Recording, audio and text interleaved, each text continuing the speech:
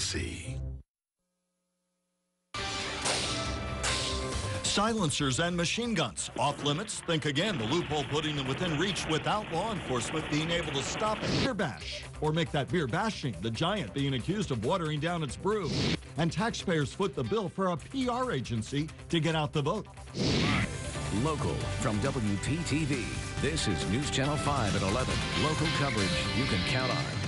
Taking aim at gun control tonight, a look at one big loophole that allows someone to get their hands on restricted weapons without a background check or approval from local lawmen. News Channel 5's Dan Corcoran is here with a look at how it's possible. Dan? Well, it's called a gun trust, and some gun owners say it may offer them protection from future federal gun legislation. It's a maneuver that right now is all within the lines of the law.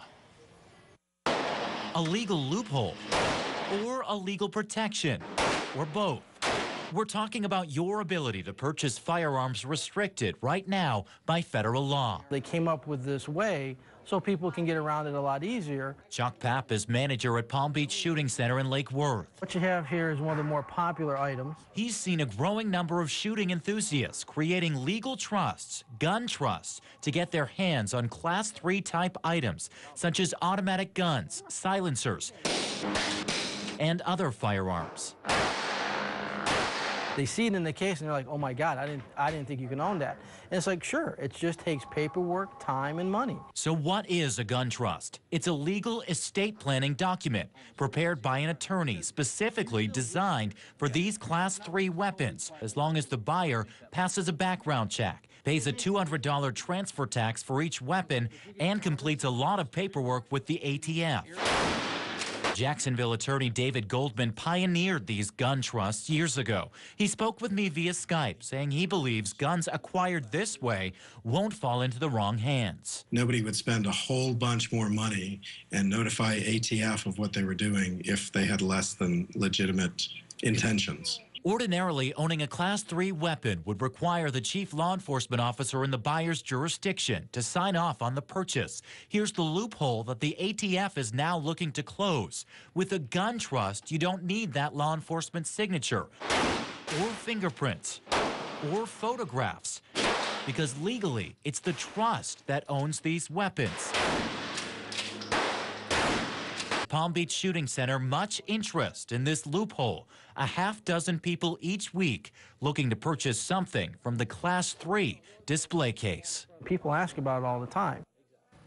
Now, in 2012, 39,000 applications were filed with the ATF to create these gun trusts. 11 states have passed legislation trying to close this legal loophole, and the ATF is trying to do that same thing on the federal level now. At this point, though, it's unclear when or how that could even happen. I'm Dan Corcoran, WPTV News Channel 5. A state of emergency in Kansas City where up to 10 inches of snow has fallen. It is the second blizzard in a week's time to dump a fresh layer of heavy, wet snow. Driving conditions are so bad in Missouri that that state has issued a no travel advisory. More than 500 flights, especially in Chicago, have been canceled. Now, the weight of the heavy snow has caused several roofs to collapse. It likely caused the roof of this horse boarding facility to cave in. The collapse happened while horses were inside, though none was injured. There were also roof collapses in Belton and also in Warrensburg, Missouri. This one at an Eagles Club occurred as a reporter was filming the report. Chief Meteorologist Steve Weigel joining us now, and this is part of the system that will affect us, obviously, in a much different way. Definitely, yeah. In fact, we set record highs today. Right, again. 86 degrees in Vero Beach, unbelievable. And it looks like our cool weather will start to return as we head toward the weekend. Here's a look at what's going on with them tonight. Churning over the Midwest, the Great Lakes. It's snow in the cold air. That's all the white pushing through Chicago.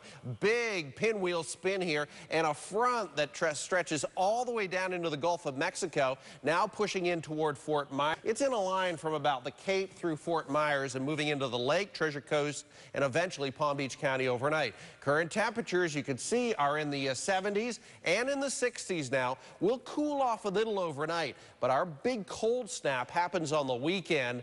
I'll let you know how low it'll go and how long this cold snap will last. Coming up. All right, Steve, we called to our local airports. Both are reporting delays from New York, New Jersey, and Boston. You can check if your flight has been delayed or canceled on WPTV.com. We'll have a link to all of the area airport flight boards. You'll find it under the traffic tab on our webpage. Getting out the vote. Right now, Delray Beach is trying to do just that, but is raising questions about whether the PR agency price tag is worth it. News Channel 5's Evan Axelbank is live in Delray Beach. Evan.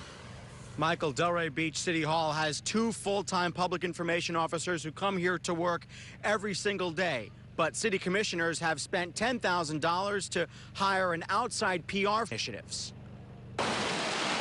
An election is coming, but not everybody knows. Do you know that there are ballot questions you may be asked to answer?